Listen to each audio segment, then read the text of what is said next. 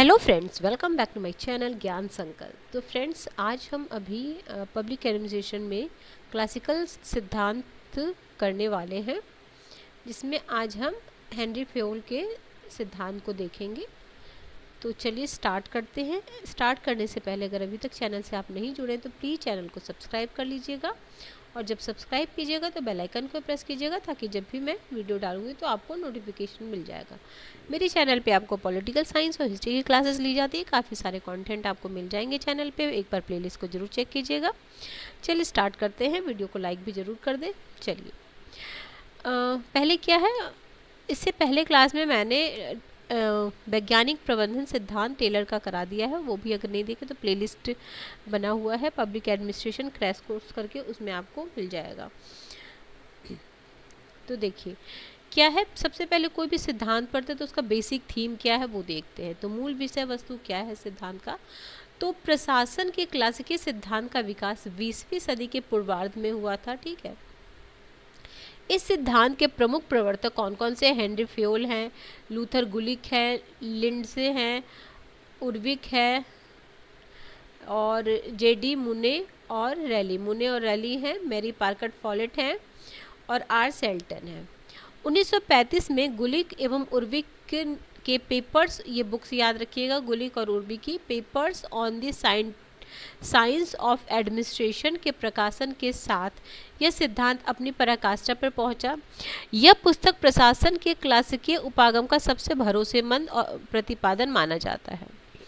आगे है क्लासिकीय सिद्धांत अन्य कई नामों से भी जाना जाता है। क्या बोला जाता है? परंपरागत सिद्धांत, औपचारिक संगठन का सिद्धांत, यांत्रिक सिद्धांत, संरचनात्मक सिद्धांत, प्रबंध प्रक्रिया स्कूल, मार्च और साइमन ने इसे प्रशासनिक प्रबंधन सिद्धांत कहा। ये भी क्वेश्चन देखा है मैंने एक जगह। मार्च और साइमन ने इसे प्रशासनिक प्रबंध सिद्धांत कहा है।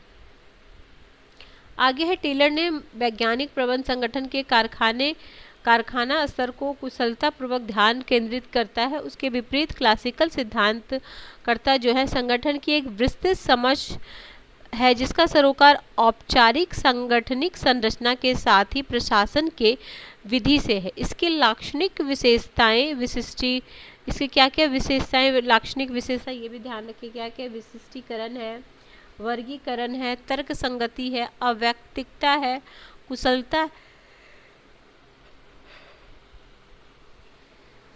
लेकिन श्रम विभाजन क्लासिकीय सिद्धांत का केंद्रीय विशेषता है।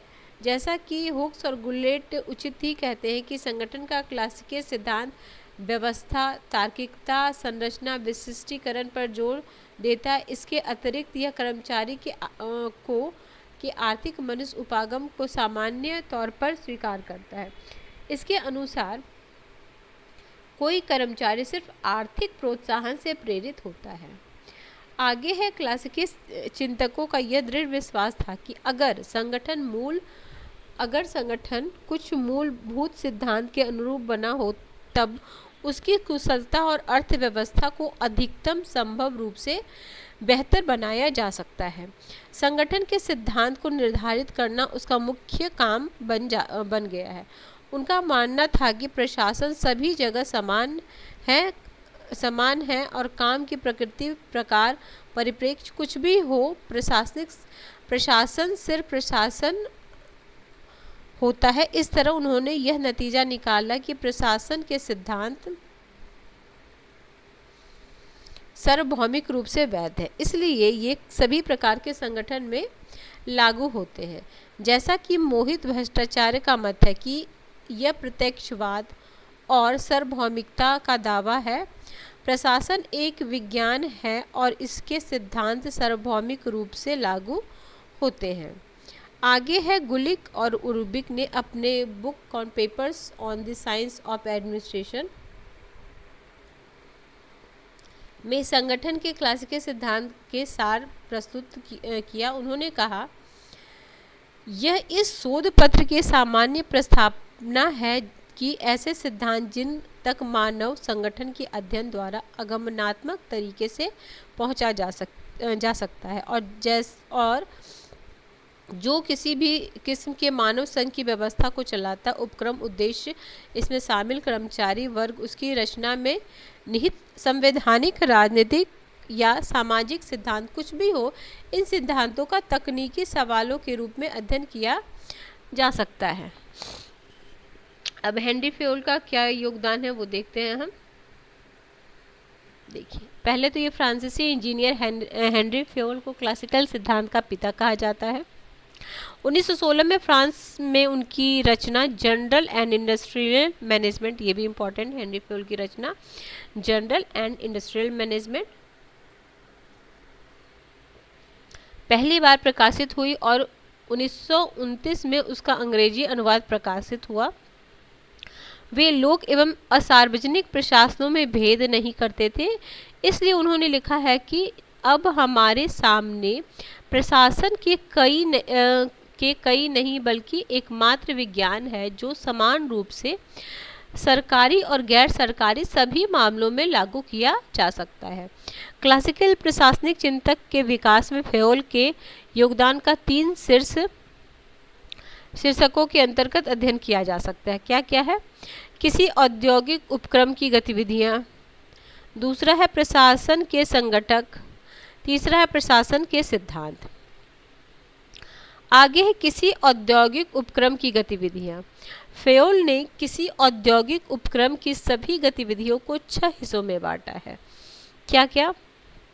तकनीकी गतिविधियां, वाणिज्यिक गतिविधियां, वित्तीय गतिविधियां, सुरक्षा संबंधी गतिविधियां, लेखा गतिविधियां, प्रबंधकीय या प्रशासनिक गतिविधियां।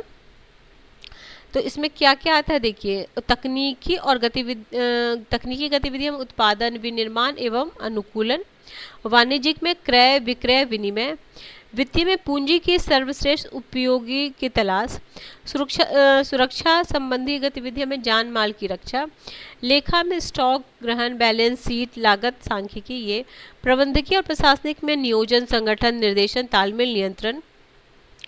इस प्रकार फेयोल के अनुसार प्रशासन के संघटक या कार्य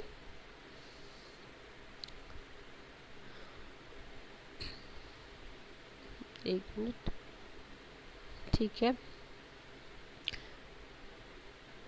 पूर्वानुमान करना, योजना, प्रीवी अर्थात भविष्य में पड़ताल करना, संगठित करना उपक्रम, ठीक है। आगे निर्देशित करना, कर्मचारी को गतिविधियों की देखरेख, तालमेल करना यानी सभी गतिविधियों में तालमेल हो, नियंत्रण करना यानी यह देखा कि सब कुछ तय नियम और अभिव्यक्ति निर्देशन के अनुसार ही हो रहा है। फेयोल का ये इम्पोर्टेंट है POCC। क्या क्या है इसमें? प्लानिंग है, O से ऑर्गेनाइजेशन है, C से कमांडिंग है और फिर C से है ट्रिपल C है ना, ट्रिपल C है, कोऑर्डिनेशन है, फिर कंट्रोल है, POCC। फेयोल के अनुसार संगठन के उच्च स्तर पर तकनीकी क्षमता नहीं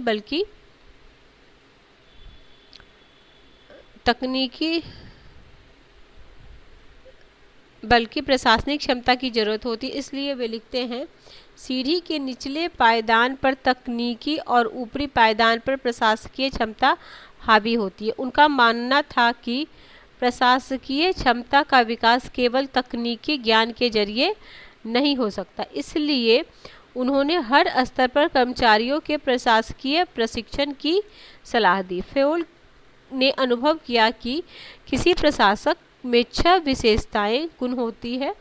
कौन कौन की 6 विशेषता ये भी जानिए। उन्होंने प्रशासक के 6 गुण में जो बताए हैं वो भी आपसे पूछा जा सकता है।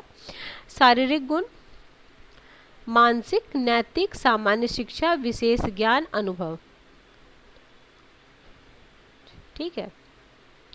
अब ये उनके सिद्धांत है, 14 सिद्धांत, ये सीधे पूछा जाता है। 14 सिद्धांत किसका? हेनरी फेयोल का है। तो क्या क्या उसमें? कार्य विभाजन है, प्राधिकार, जिम्मेदारी, अनुशासन, निर्देशन, निर्देशों में एकता, निर्देशन में एकता, ठीक है, निर्देशों में एकता, निर्देशन में एकता, सामान्य हितों के समक्ष व्यक्तिगत हितों की अधीनता, पारिश्रमिक है, केंद्रीकरण है, स्केलीय श्रृंखला, क्रमबद्ध साम्य, कर्मचारी के कार्यकाल में स्थिरता, पहल और सैन्य भावना। फिर भी फेयोल ने माना है कि प्रशासन के सिद्धांत में यह सूची पूर्ण और आजमाई हुई नहीं है, इसमें ज़रूरत के हिसाब से जोड़ा घटाया जा सकता है। इसलिए उन्होंने लिखा है, प्रशासन के सिद्धांतों की संख्या की कोई सीमा नहीं है। संगठन के मानवीय हिस्सों को सुदृढ़ या उसकी कार्यप्रणाली को सुगम बनाने वाला प्रत्येक प्रशासनिक नियम या उपक्रम तब तक सिद्धांत में अपनी जगह बनाए रखता है जब तक अनुभव उसे उस महत्वपूर्ण स्थान का अधिकारी साबित करता है। आगे है, फेयोल ने यह भी कहा है कि प्रशासन के उन सिद्धांत कठोर नहीं बल्कि लचीले हैं और हर जरूरत के अनुसार रूपांतरित होने में सक्षम है। उन्होंने लिखा है कि कॉरपोरेट निकाय का सुचारू कार्य व्यवस्था कई स्थितियों पर निर्भर करती है, जिन्हें सामान्य रूप से सिद्धांत, नियम, कायदा कह दिया जाता है। किसी भी प्रकार की कठोरता को अलग कर मैं सिद्धांत शब्द को अपनाता हूँ, क्योंकि इस प्रबंध के कामों में कुछ भी कठोर या पूर्ण नहीं, यह सिर्फ अनुपात का सवाल है। कभी कभी हमें समान परिस्थितियों में एक ही सिद्धांत को 2 बार लागू करना पड़ता है। भिन्न बदलती स्थितियों के लिए गुंजाइश बनाई जानी चाहिए। आगे फेयोल ने कहा है कि सिद्धांतों को संहिताबद्ध करना अपरिहार्य है। उन्होंने जोर देकर कहा, बिना सिद्धांत के आप अंधकार अव्यवस्था में होते हैं। सर्वोत्तम सिद्धांत के साथ भी हित, अनुभव और अनुपात पंगु होते हैं। सिद्धांत दिशा बनाने वाला प्रकाश स्तंभ है, किंतु यह उनकी मदद कर सकती है जो पहले से बंदरगाह का रास्ता जानते हैं। फेयोल के 14 सिद्धांतों की व्याख्या निम्नलिखित है। अब उसकी व्याख्या जो ऊपर हमने पढ़ा उसी की व्याख्या देख लेते हैं। देखिए, कार्य विभाजन क्या है। प्राकृतिक व्यवस्था में विशिष्टीकरण का संबंध। विशिष्टीकरण का उद्देश्य सामान्य प्रयास से ज़्यादा और बेहतर कामों को अंजाम देना। इसके तकनीकी कामों के साथ उन सब कामों पर भी लागू किया जा सकता है जो व्यक्तियों और कई प्रकार की क्षमताओं की मांग करता है। इसका परिणाम कार्यों की विशिष्टीकरण और शक्ति का पृथक्करण होता है। आगे प्राधिकार और जिम्मेदारी। फेयोल ने प्राधिकार को आदेश देने का अधिकार और आज्ञा पालन करवाने की शक्ति के रूप में परिभाषित किया है। फेयोल के अनुसार प्राधिकार जिम्मेदारी संबंधित और समानुपातिक होते हैं। उनके शब्दों में अधिकार की कल्पना जिम्मेदारी के बिना नहीं की जा सकती है, अर्थात प्राधिकार के प्रयोग के साथ अनुशासन के अलावा पुरस्कार और दंड भी जुड़ा है। प्राधिकार का परिणाम जिम्मेदारी है। यह उसका स्वाभाविक फल और अनिवार्य प्रतिरूप है और किसी भी प्रकार के प्राधिकार के प्रयोग पर जिम्मेदारी खुद ब खुद पैदा हो जाता है। तीसरा है अनुशासन। आज्ञा पालन, प्रयोग, ऊर्जा, आदर के बाह्य प्रतीकों का सम्मान करना अनुशासन है। यह उच्च स्तर के प्रबंधों के लिए भी उतना ही अनिवार्य है जितना कि निचले स्तर के कर्मचारियों के लिए। इसकी स्थापना और इसे बनाए रखने की सर्वोत्तम साधन है। सभी स्तरों पर अच्छे श्रेष्ठ भी जितना संभव हो उतने स्पष्ट और निष्पक्ष समझौते और न्यायिक रूप से लागू प्रतिबंध और दंड। निर्देशों की एकता में क्या है। इसमें फेयोल का आशय है कि किसी भी प्रकार के काम के लिए कोई कर्मचारी सिर्फ एक श्रेष्ठ स्तर से निर्देश ले। ये आता है निर्देश की एकता में क्या है, सिर्फ एक श्रेष्ठ स्तर से निर्देश ले। आगे उन्होंने जोड़ा है कि अगर उसका उल्लंघन हुआ तो प्राधिकार कमजोर हो जाएगा, अनुशासन खतरे में पड़ जाएगा, व्यवस्था अस्त व्यस्त हो जाएगी और स्थिरता पर खतरा हो जाएगा। उन्होंने कहा है कि कई व्यक्ति दोहरे निर्देश नहीं मान सकता। किसी क्षेत्र में 2 श्रेष्ठतम यह सोचते हुए निर्देश जारी करते रहे कि उनका निर्देश ही दोहरे निर्देश का निर्माण कर रहा है तो फेयोल के अनुसार दोहरे निर्देश के ये परिणाम होंगे। क्या होगा, 2 सदस्य के बीच प्राधिकार का बंटवारा, विभागों का अपूर्ण सीमा निर्धारण, अलग विभाग में लगातार आपस में जोड़ तोड़ के कामों में स्वाभाविक अव्यवस्था और कामों की बुरी तरह निर्धारित होना। ये देख लीजिए, ये बस ये आता है सिर्फ निर्देशों की एकता, मतलब एक श्रेष्ठ से ही निर्देश लेने का होता है उसमें। निर्देशन की एकता में क्या है, तो देखो फेयोल ने निर्देशन में एकता की व्याख्या इस प्रकार की है कि समान उद्देश्य वाली गतिविधियों के किसी समूह का एक अध्यक्ष और एक योजना हो। उनके अनुसार यह गतिविधियों में एकता सामर्थ्य में तालमेल और क्षमता के दिशा निर्देशन के लिए अनिवार्य है। उन्होंने यह भी कहा है कि निर्देशन में एकता, एक अध्यक्ष एक योजना को निर्देशों में एकता को से मिलाना नहीं चाहिए। उनके अनुसार निर्देशन में एकता निगम निकाय के स्वास्थ्य संगठन द्वारा उपलब्ध कराई जाती है। निर्देशों में एकता कर्मचारियों के कामों को सक्रिय कर देता है। निर्देशन ही एकता के बिना निर्देशों में एकता नहीं हो सकती, किंतु यह इसी से पैदा नहीं होती, किंतु यह इसी से पैदा नहीं होती। आगे है सामान्य हितों में सक्षम व्यक्तियों के हितों की अधीनता। एक कर्मचारी कर्मचारियों के समूह के हितों के संगठन के हितों के ऊपर हावी नहीं होना चाहिए। ये दोनों हित जुड़े होने चाहिए।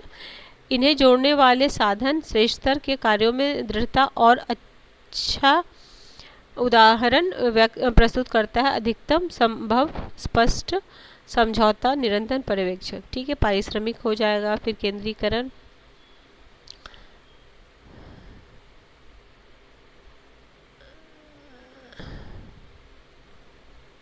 स्केलीय, ये वाला देखिए स्केलीय श्रृंखला क्या है। फेयोल ने स्केलीय श्रृंखला की व्याख्या श्रेष्ठरों की उस श्रृंखला के रूप में की जो सर्वोत्तम प्राधिकार से आरंभ होकर निम्नतर तक जाती है। ये वाला स्केलीय सर्वश्रेष्ठ से लेकर निम्नतर जाती है। सर्वोच्च प्राधिकार से निकलने वाली उस पहुंचने वाली सभी सूचनाएं श्रृंखला के सभी कड़ियों से गुजर कर प्राधिकार की सेवा का अनुसरण करती है। उनके अनुसार यह संचार आवश्यकता और निर्देशों में एकता के सिद्धांत दोनों से निर्देशित होते। यह मार्ग अक्सर धीमा और लंबा होता है, विशेषकर किसी बड़े संगठन में। अतः फेयोल ने एक वैकल्पिक मार्ग की सलाह दी, यही गैंग प्लैंक के रूप में जाना जाता है, जिसमें संचार की गति बढ़ाने के लिए प्रक्रिया की परिधि को छोटा कर दिया जाता है। ठीक है,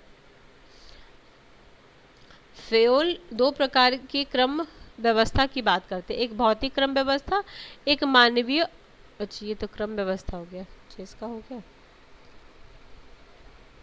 अच्छा ठीक है, ये हो गया। फिर है आपका क्रम व्यवस्था है, फिर साम्य है, एक बार देख लीजिएगा, ज़्यादा कुछ नहीं है। कर्मचारियों के कार्यकाल की स्थिरता, सैन्य भावना। ठीक है, इसमें उतना कुछ नहीं। अब टेलर और इसमें जो डिफरेंस है ये आगे आप देख सकते हैं। ये देखिए इम्पोर्टेंट है, अगर आप इसका स्क्रीनशॉट लेना चाहते तो ले सकते हैं। देखिए क्या टेलर और इसमें डिफरेंस क्या है। टेलर ने कार्यात्मक और विक्रेतल स्तर पर ध्यान केंद्रित किया है, जो कि श्रमिकों की गतिविधियों का विश्लेषण है। उसने शीर्ष स्तर, फेयोल ने शीर्ष स्तर पर ध्यान केंद्रित किया, जो कि एक प्रबंधक की गतिविधि का विश्लेषण है।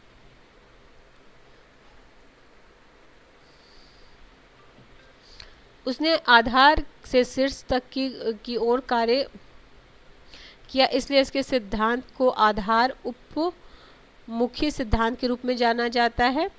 और इसने शीर्ष से आधार तक की ओर कार्य किया, इसके सिद्धांत को अधोमुखी सिद्धांत के रूप में देखा जा सकता है। इसकी मुख्य चिंता का विषय श्रम की उत्पादकता को सुधार और अपशिष्ट को समाप्त करना था। इसकी चिंता मुख्य विषय प्रबंध और प्रशासन के एक सामान्य या सार्वभौमिक सिद्धांत का विकास है। इसने वास्तविक उत्पादन में प्रबंधकों और श्रमिकों की कार्यक्षमता पर जोर दिया। इसने प्रबंधन के कार्य तथा उसमें निहित सिद्धांतों पर जोर दिया। उसके अनुसार सरलीकरण, मानकीकरण के द्वारा उत्पादन बढ़ाने पर ध्यान केंद्रित किया गया। इसने कुछ सुनिश्चित सिद्धांत की दृष्टि में रखते हुए समग्र प्रशासन को सुधारने पर ध्यान केंद्रित किया। इसके विचार वैज्ञानिक प्रयोग, प्रेक्षण और मापन पर आधारित है। इसके विचार व्यक्तिगत प्रयोग पर आधारित है। इसके उसने कार्य को तकनीकी पहलू पर बल दिया, उसने कार्य के प्रशासनिक पक्ष पर बल दिया, उसने कार्य के प्रबंधन जैसे सूक्ष्म पहलू का अध्ययन किया। इसलिए उसके सिद्धांत को सूक्ष्म व्यष्टि सिद्धांत के रूप में जाना जाता है। इसे संगठन में प्रबंध जैसे स्थूल समष्टि पहलू पर ध्यान दिया, अतः इसकी सिद्धांत समष्टि सिद्धांत के रूप में जाना जाता है। इसका उपागम सापेक्षिक रूप से कठोर है, इसका उपागम लचीला है। यह वैज्ञानिक है, वह एक प्रशासक था। उसने कार्यात्मक अधिकर्मिता फॉर्मेनशिप का समर्थन किया। उसने नियंत्रण की एकता के सिद्धांत का समर्थन किया। यही पूछे कि नियंत्रण की एकता किससे संबंधित है, तो इनसे संबंधित है हेनरी फेयोल। उसने औद्योगिक प्रबंध का एक विज्ञान उपलब्ध कराया। उसने प्रबंध का एक व्यवस्थित सिद्धांत उपलब्ध कराया। उसने सिद्धांत एवं तकनीक उत्पादन गतिविधियों में प्रासंगिक, इसके सिद्धांत सभी कार्यात्मक क्षेत्रों में प्रासंगिक है, इसलिए इसके सिद्धांत का व्यापक अनुप्रयोग होता है। ठीक है, चलिए नेक्स्ट क्लास में हम पढ़ेंगे लूथर, गुलिक और उर्वी के योगदान को, और इसमें क्या क्या याद रखना, जो एक बार मैं रिकैप कर लेती हूँ कि इस पूरे क्लास में हमने क्या क्या देखा। देखिए, सबसे पहले तो जो क्लासिकल सिद्धांत है उसके कौन कौन से समर्थक है, प्रवर्तक है इस सिद्धांत के। हेनरी फेयोल हो गए, लूथर, गुलिक हो, लिंडसे, उर्बिक, जेडी मूने और एसी रैली, मूने और रैली जो बोलते हैं, मैरी पार्कर फॉलेट है, सेल्टन है, गुलिक, उर्बिक हो गए। और उर्बिक की बुक तो याद रखिएगा, papers on the science of administration.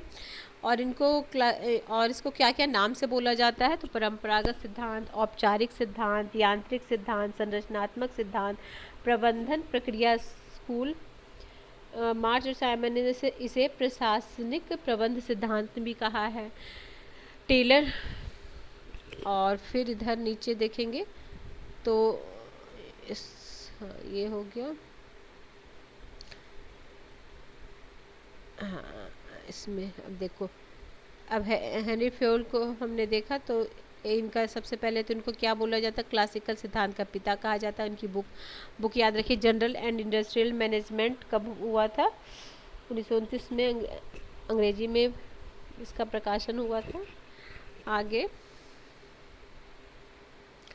उन्होंने उनका योगदान 3 शीर्षों के अंतर्गत है, किसी औद्योगिक उपक्रम की गतिविधि, प्रशासक के संगठन, प्रशासक के सिद्धांत। फिर हो जाएगा, फेयोल ने सभी गतिविधियों को 6 हिस्सों में बांटा है। कौन कौन सा 6 हिस्सा है वो भी जान लीजिए, क्या क्या है। तकनीकी गतिविधि है, वाणिज्यिक गतिविधि है, वित्तीय गतिविधि है, सुरक्षा संबंधी गतिविधि है, लेखा गतिविधि है, प्रबंधकीय और प्रशासनिक की गतिविधि है। ये 6 ध्यान रखिए। इसके अलावा POCCC, उसमें क्या क्या वर्ड है ये भी आता है। प्लानिंग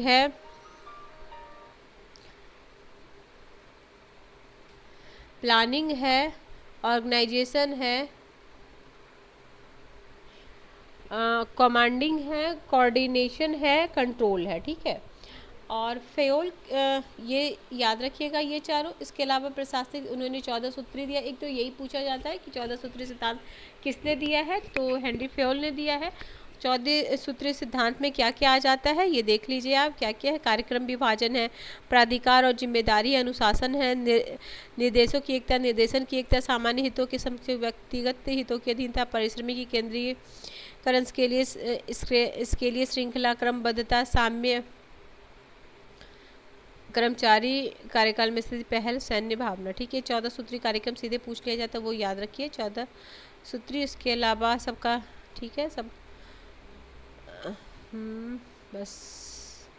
फिर टेलर और में जो स्केली सिद्धांत किसने दिया, स्केली श्रृंखला उन्होंने दिया।